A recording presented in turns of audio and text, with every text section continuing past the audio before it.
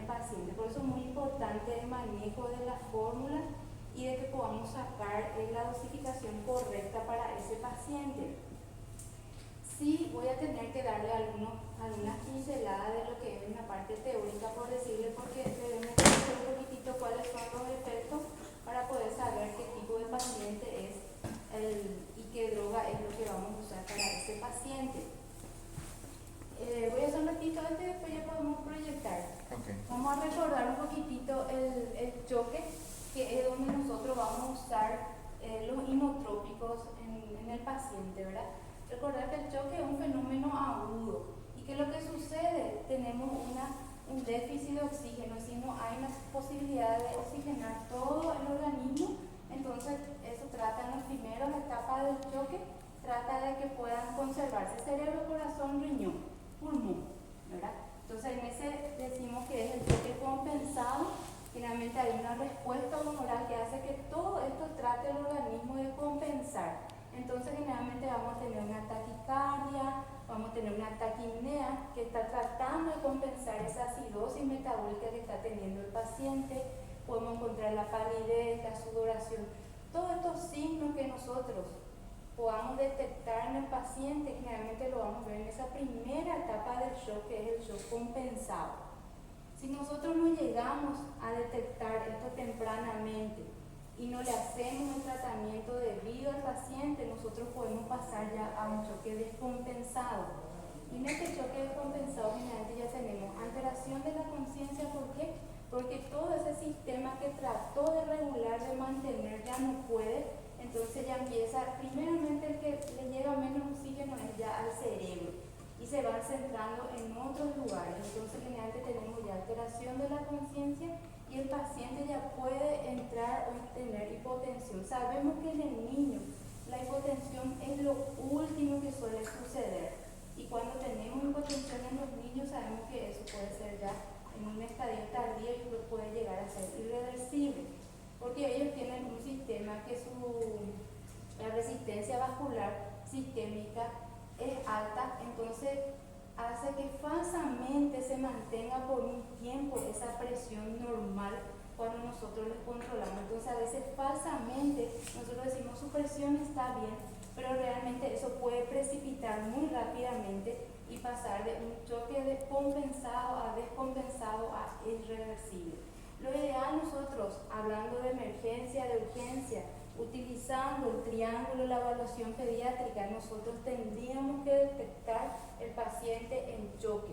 Y lo ideal siempre es que ese detecto sea aquí, en el periodo compensado, que nosotros le podamos regularizar y estabilizar a ese paciente y no llegar ya a un choque descompensado. ¿Qué es lo que generalmente vamos a tener en un choque compensado? Generalmente la circulación, en donde podemos ver palidez, podemos ver piel marmórea, moteada, reticulada, ¿verdad? Eso es lo que vamos a ver. Sabemos que el triángulo de la evaluación pediátrica es mirando al paciente, nosotros no le vamos a tocar, por eso no te voy a decir acá vamos a encontrar una taquicardia, porque no vamos a ocultarle, es solamente mirarle al paciente.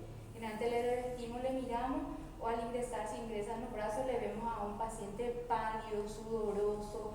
Los lactantes suelen tener esa reticulación, ¿verdad? Entonces ya tenemos uno de los lados del triángulo, y generalmente eso ya nos habla que es un choque compensado.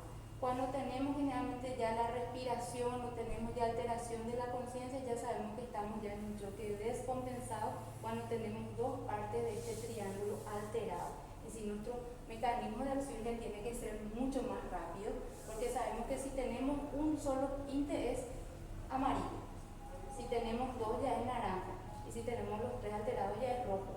Inmediato tiene que ser la atención de ese paciente. Ese paciente no puede esperar, ese paciente ya debe entrar en REA. A partir de naranja el paciente ya debe entrar en REA. ¿Quiénes son generalmente estos pacientes? Nuestros pacientitos que vienen por diarrea y vómito. El choque en el niño, el más frecuente es el hipovolémico. ¿Y cuál de todo eso trae? La diarrea es la causa más frecuente del choque hipovolémico en el niño. Entonces, generalmente, estos pacientes que entran en amarillo son esos niños que nos dicen vomitó toda la noche o tuvo muchas deposiciones diarreicas demasiado frecuentes. Entonces, esa primera atención medicación que nosotros le hacemos, le ingresamos, le hidratamos, le expandimos, ese ya es un tratamiento de un choque, ese ya es un paciente que está en un choque probablemente compensado. Por eso es muy importante que lo podamos detectar y saber cuándo empezar con los inotrópicos. Nosotros tenemos la dificultad en nuestra región que no tenemos terapia intensiva.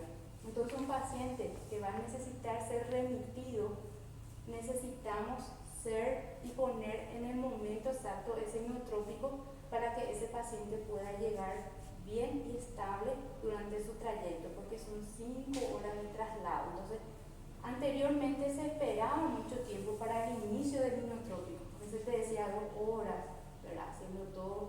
Hoy en día eso cambió y ya en los primeros 60 minutos, si tu paciente no revirtió con tus líquidos, entonces ya tenemos que iniciar inotrópico. Es decir, se adelantó muchísimo de lo que era anteriormente. Eso es lo que quiero. ¿Podemos poner por la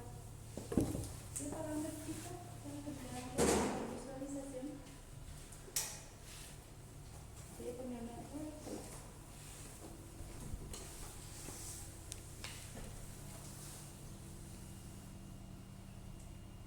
entonces, los ejes temáticos que les di van a ser generalidades, dosis, fórmulas, un algoritmo de sepsis, el caso clínico y la conclusión. Estos son para conocer y recordar un poquito los efectos hemodinámicos de los agentes vasoactivos. Ahí tenemos yo solamente les menciono 4, que es lo que más vamos a utilizar en el servicio de urgencia. Sabemos que hay más que se suelen utilizar ya en el área de terapia intensiva, entonces yo me voy a basar en 4, que es lo que más podemos utilizar en la urgencia. Tenemos la dopamina, la dobuta, la epinefrina, adrenalina y la norepinefrina. La dopamina a dosis alta, que generalmente tiene un efecto vasoconstricción y no aumenta la resistencia vascular sistémica y periférica.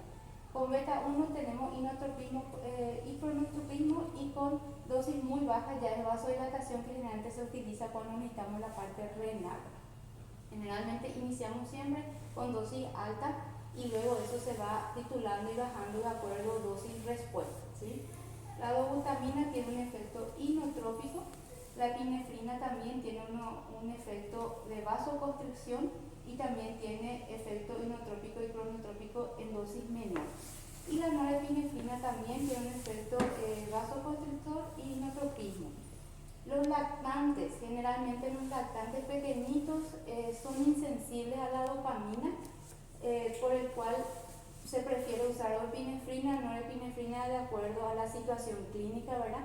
Por eso generalmente en los lactantes pequeñitos, por algunos problemas todavía de receptores, no nos va a funcionar la dopamina. Y si tenemos la opción o la posibilidad de usar la adrenalina y la epinefrina, es mucho mejor que la dopamina en los lactantes.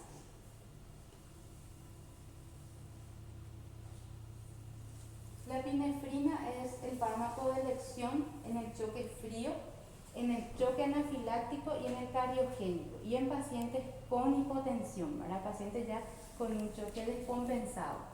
Se puede usar en forma nebulizada cuando nosotros queremos estabilizar a un paciente mientras hacemos un acceso vascular. Este generalmente se refiere también al anafiláctico, donde todavía no tenemos un acceso vascular, y se puede utilizar en forma nebulizada y se vio que tiene efecto, ¿sí?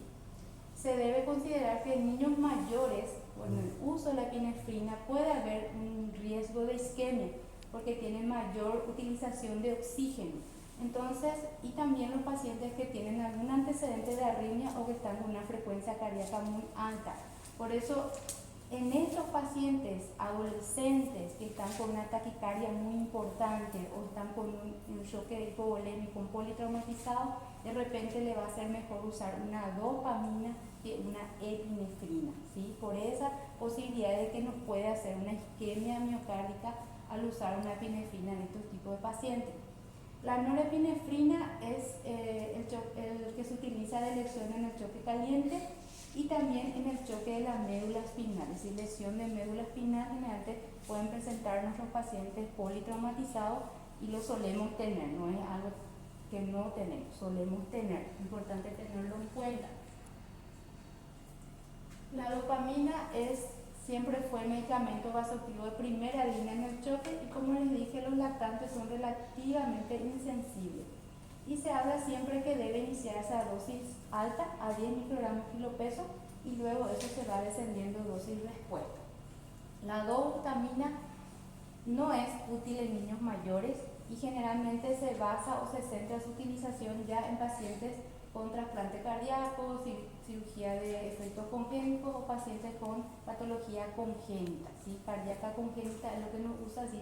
Un RN o un lactante menor, por ahí sí. Si nosotros pensamos que su choque es por algo cardiogénico, por una malformación congénita, entonces ahí sí nos va a ser útil la dobutamina, ¿sí? Estas son las dosis de infusión sugeridas, ¿verdad? Tenemos la dopamina, la dobutamina, la epinefrina y la norepinefrina.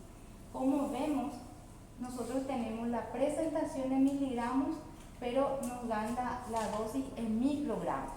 Por eso es lo que les voy a ir mostrando las fórmulas para que nosotros podamos sacar directamente ya en ml y ya no haga esa conversión. De ahí es esta fórmula que yo les voy a ir mostrando, ¿sí?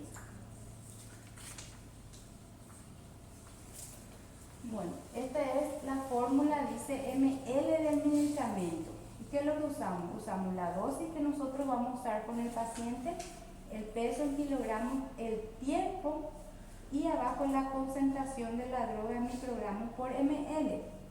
El tiempo de infusión es 1440 minutos, que sabemos que 60 minutos tiene, por eso cuando vean la fórmula van a ver que ese 1440 es un estándar, para saber de dónde salió, ese es el tiempo en minutos, ¿sí?